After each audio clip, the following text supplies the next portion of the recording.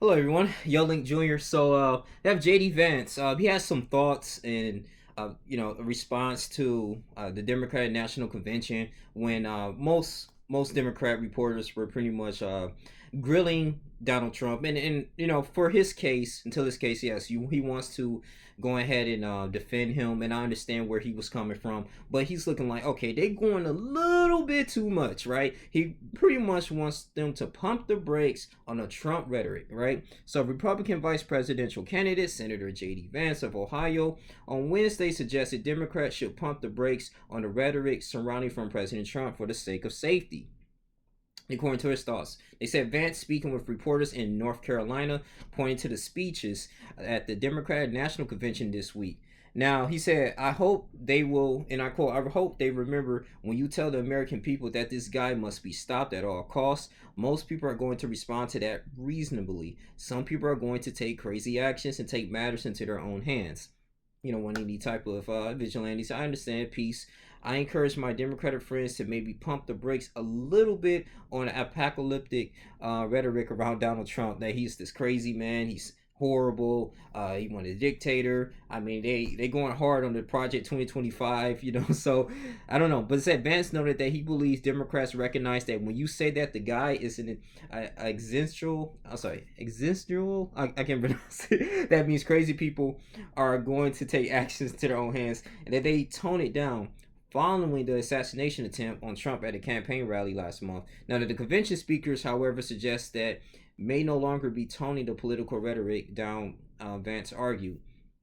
Various speakers so far at the Democratic National Convention, including former President Obama, have taken an aim at Trump during their speeches this week. Yeah, and they have Michelle Obama on there too. They said Representative Jamie Raskin, a Democratic from Maryland, told Vance that GOP voters tried to kill your predecessors in reference to the January 6, 2021 attack on the Capitol. Dang.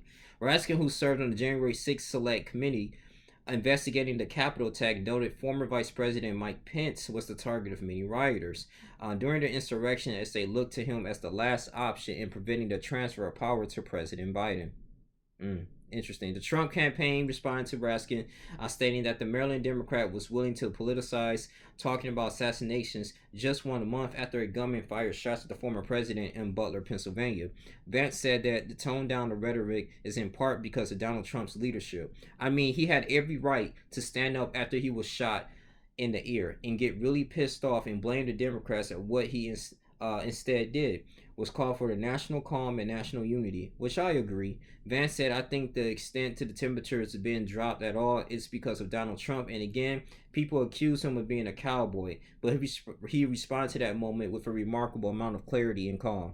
Yeah, man. So, I mean, I understand what he's coming from. Things are ramping up here. I mean, it's one thing. I mean, they've been going back and forth for the longest, man. This is nothing new in the political arena. You want to, bring up as much dirt from your opponent as much as possible, right? So you can be in that limelight and just get the boost of popularity and votes.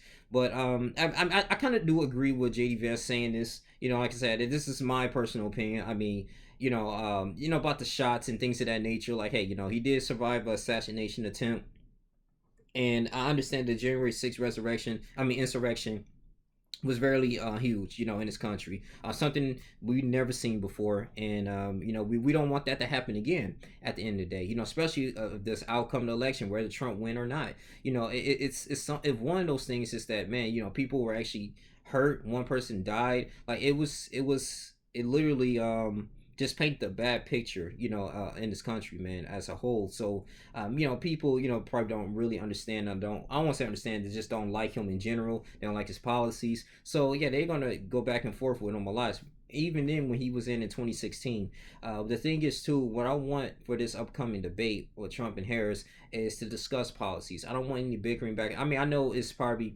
good for theatrics and entertainment. But I don't want Donald Trump talking about her skin color, saying, hey, you ain't black anyway. Why you want to say you're black all of a sudden because you're running for president? You're already in the presidency. You're already in the White House. What have you done these past 4 years? Why are you saying, when I get in, I'm going to do this and do that? It's like, I mean, it might get ugly, and then her bringing up him, he's a felon, and all this type of stuff. Like, what are your policies strictly lowering inflation? We keep talking about this again. HR 5181, repealing the Obama's rules. So basically, the censorship bill, that us as content creators, we pretty much have little to no rights, and all those rights are allocated to those big news companies and news businesses. They talk about the same stuff we talk about. They get compensated, but we, as small content creators, get flagged, like things of that nature, man. They talk about abortion. I mean, I know that's going to be brought up, but mainly too, what is the situation with Israel? Are we going to continuously to fund these wars? Are we going to, because this country can't really afford it. We're over 30 something trillion dollars in debt. What are we doing? We got homeless vets out here. Over 600,000 people are homeless here in this country.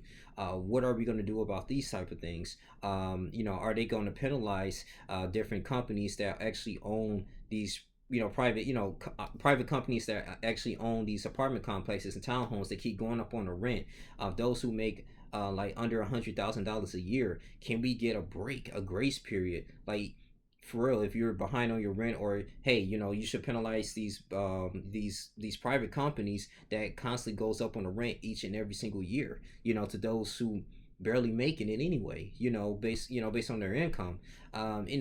Subsidized housing. It's just so much, man. I want them to really go in concrete and talk about what I'm going to do in day one, day two, the whole plan. Not no racism, none of that stuff, no bickering back and forth, just concrete policies for the American people, and then we go ahead and decide. But that's coming up in October, so that will be a whole nother video on what I'm gonna talk about, man. But a lot of this stuff, man, it's important, man. Immigration, obviously, too. Are we going to still continue to fund the Ukrainian war? Like, it's what is going on?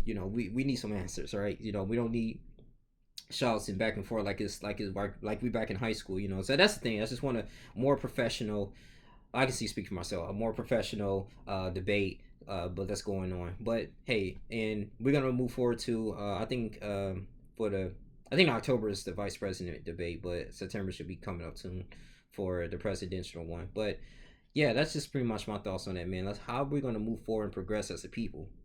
That's my biggest thing. But I'm not gonna draw this video too long. I love you guys. Like, comment, subscribe, share this video. It's your boy Only Jr. Y'all tell me what y'all think, man. Is JD Vance right or not? I'm out. Deuces.